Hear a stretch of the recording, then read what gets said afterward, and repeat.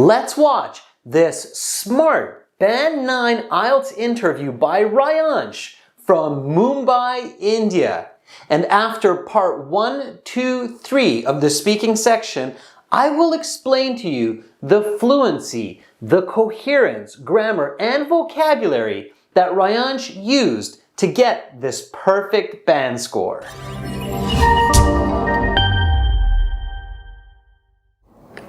Welcome to the speaking portion of the IELTS exam. My name is Adrian. I will be your examiner for this part of the test.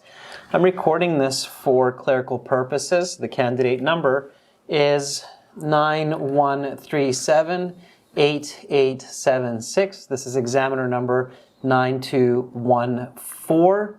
We are currently conducting this exam in Mumbai. The time right now is 13:30.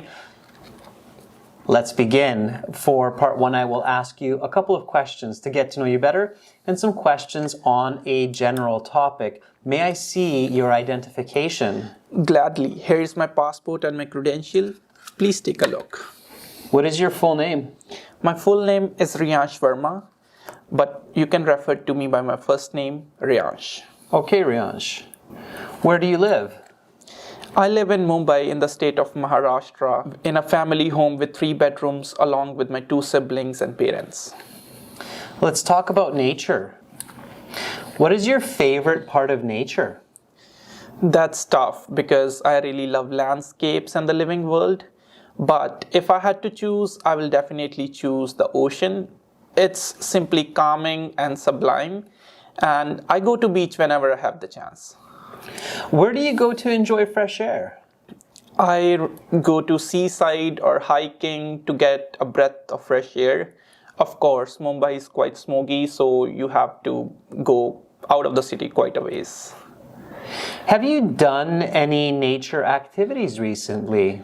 Yes, I have been hiking regularly with my friends around Palghar. It is a beautiful place with nice views and clean air. And I think it's really good for me, like for exercise and for socialization. What do you do to protect the environment? I do a lot of things. I recycle, reuse the plastic containers, and I never throw garbage on the roads or on the streets. And I do have a reusable tea mug. If you could visit any natural place, where would you go? There are so many places I would love to visit, but if I had the chance where I could go, that's definitely gonna be Grand Canyon in US. I have seen the pictures and it's quite exciting. And it's also one of the natural wonders of the world. That is the end of part 1. We will now continue with part 2. For this part, I will show you some questions. Please do not touch the paper with the questions. You will have 1 minute to read the questions, think about your answers, and then you will have 1 to 2 minutes to speak. In the 1 minute preparation time, you can take notes. You have your note paper and your pencil in front of you.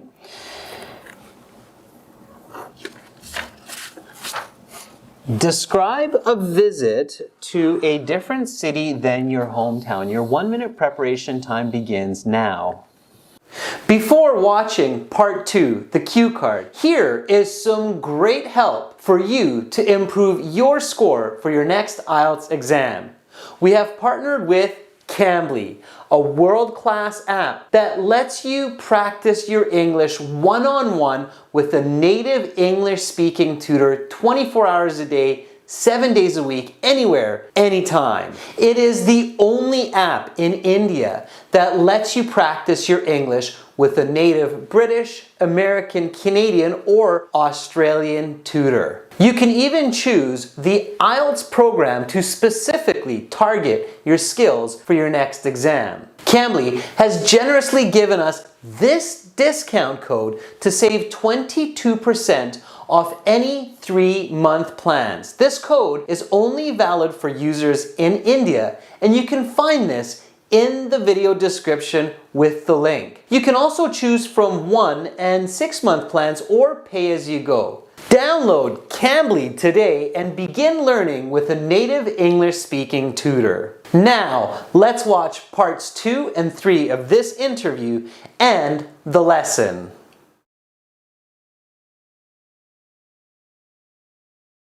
Riansh, your 1 minute preparation time is up. Please begin speaking.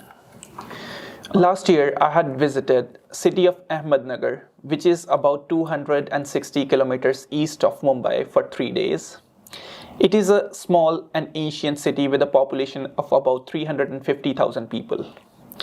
It is quite a bit smaller than Mumbai, but I find it more peaceful and many of the citizens are more friendly and approachable. So I went there with one of my friends named Sejal for a cultural history project for our school. So we thought it would be great to go on a drive and have a look over there, like what kind of places does that city have. So we went there, we found a local hotel and we stayed there for 3 days. While we were there, we visit a couple of really cool places like Ahmednagar Fortress. It's an old castle which is in ruins but still in pretty good shape. Another one was Ahmednagar train station, an old interesting building. And Salamat Khan's tomb, it's an ancient monument in the city. We took a lot of pictures over there, not just as mementos, but as a part of our history project. Some other highlights of our trip included eating delicious food at local restaurants and lots of hiking from one place to next. It was a pretty short trip and a long drive there and back, but it was really fun and I think it was well worth it. I really enjoyed the people, the food, and I shared time with my friend. All right, I will stop you there. I'm taking back the questions. Please put the note paper to the side and turn it over along with the pencil pen. Thank you.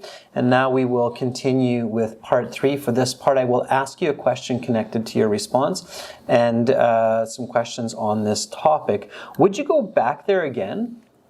Definitely. If I get a chance, I will go back there in future with my family and will show them the places I have visited and will try the food again. Let's talk about travel.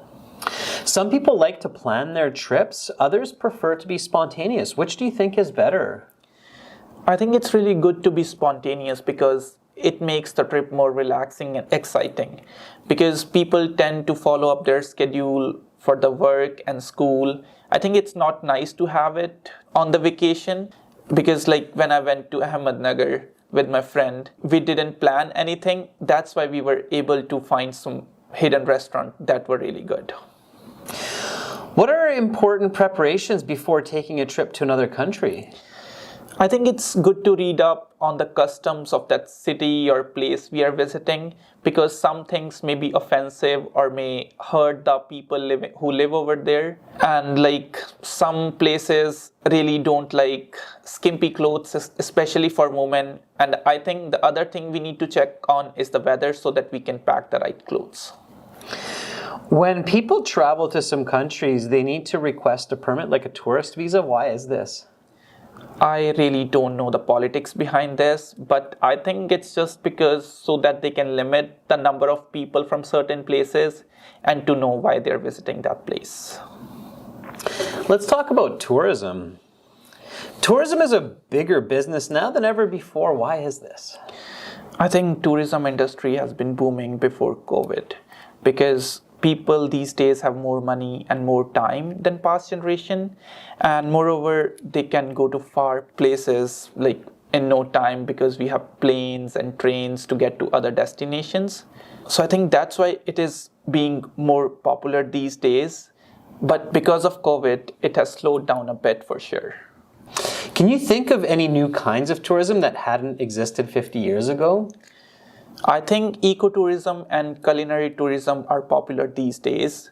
People love to visit out in nature, like I want to go to Grand Canyon, and some people just want to taste delicious foods around the world. For instance, going to Italy for having Neapolitan pizza. This hadn't been around half a century ago. Many people make travel arrangements using the internet. How has this changed tourism? I think internet has made it way easier because people can pay online, book their tickets, and get the updates from all around the world for the weather or any changes to their plans. Recently, I visited to Canada and I booked my ticket online, and it was really convenient because I get all the information on my phone. That really made my go smoothly. I think internet has absolutely revolutionized the tourism industry. That is the end of part 3. That concludes the speaking section of the IELTS exam. You will have your mark available online in 2 days, and you will have your official certificate in the mail in about 10 days. Goodbye. Thank you. So why is Ryansh's communication so intelligent sounding that he deserves this perfect Band 9, an expert user of the English language, for his score on this interview? Well, right away, from the very start, Ryansh is confident, clear, and fluent with his responses. In part 1, when he is responding to the first question about nature, what is his favorite part of nature? Immediately, he uses complex grammar, if I had to choose, showing his proficiency with conditionals. He uses high-level vocabulary like sublime and collocations like the natural world. It's this kind of strong start that guarantees those high band scores.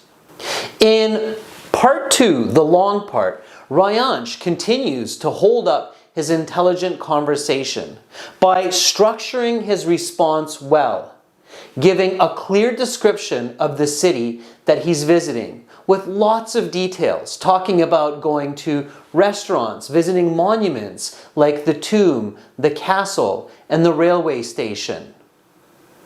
He sounds original, explaining to the examiner that he went there because of a cultural history project with his friend.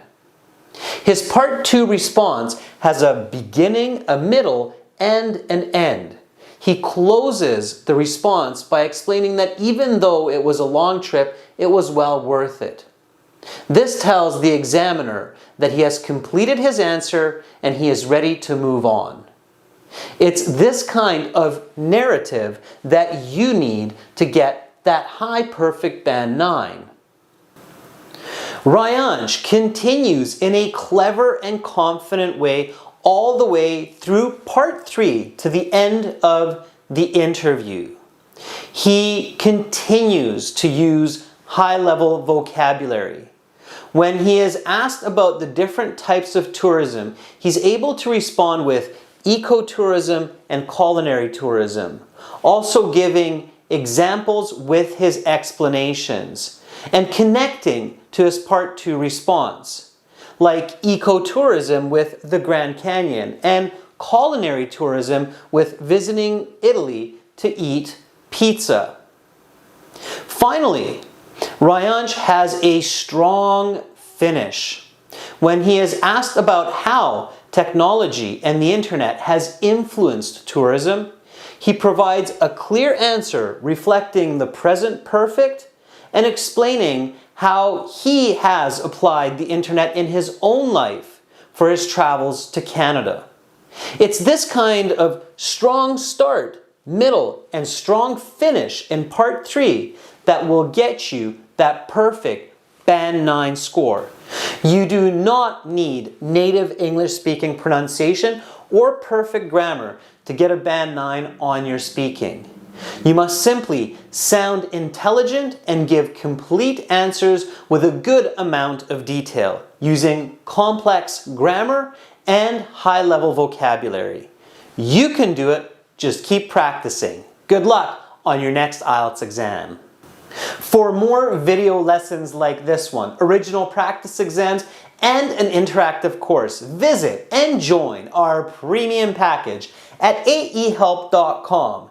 Download and link the app Academic IELTS Help. Begin learning for success today. Subscribe to our channel. Click over here. Watch another video. Click right up here. And click our IELTS Hero to join our premium package and get access to all of our videos, practice exams, and a fully interactive course.